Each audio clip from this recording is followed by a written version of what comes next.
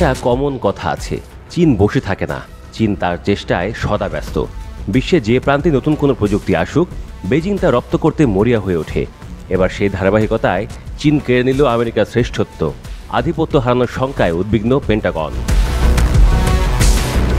এতদিন আধুনিক যুদ্ধাস্ত্র তৈরিতে একচেটিয়া রাজত্ব করেছে আমেরিকা, কিন্তু আমেরিকাকে রাজত্ব থেকে সরিয়ে সেরার মুকুট ছিনিয়ে নেওয়ার পথে চীন।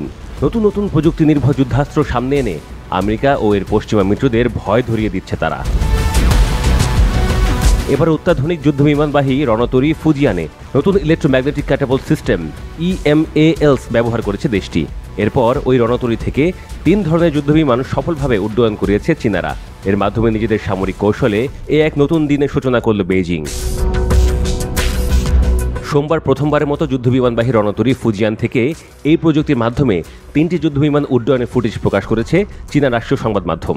ফুটেজে দেখা যায় ফুজিয়ান রণতরী থেকে 5ম প্রজন্মের J-35 স্টেলথ ফাইটার, 4.5 প্রজন্মের J-15T ফাইটার এবং KJ-600 early warning and control সফলভাবে উড্ডয়ন করেছে। একে নৌবাহিনী আধুনিকায়নের একটি অভূতপূর্ব মাইলফলক হিসেবে বর্ণনা করেছে চীনা গণমাধ্যম।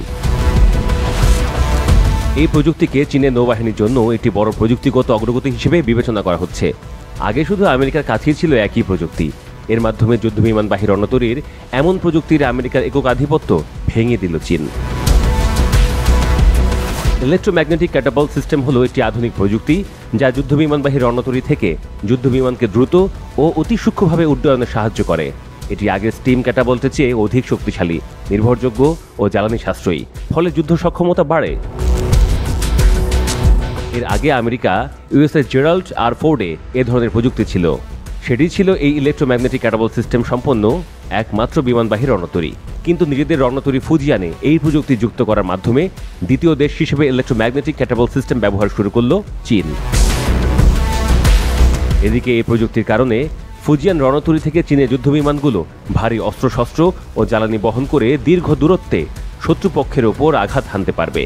এই সাফল্যের মাধ্যমে ফুজিয়ান রণতরী শিগগিরই আনুষ্ঠানিকভাবে চীনের পিপলস লিবারেশন আর্মি নেভিতে যুক্ত হতে পারে বলে ধারণা করছেন বিশ্লেষকরা।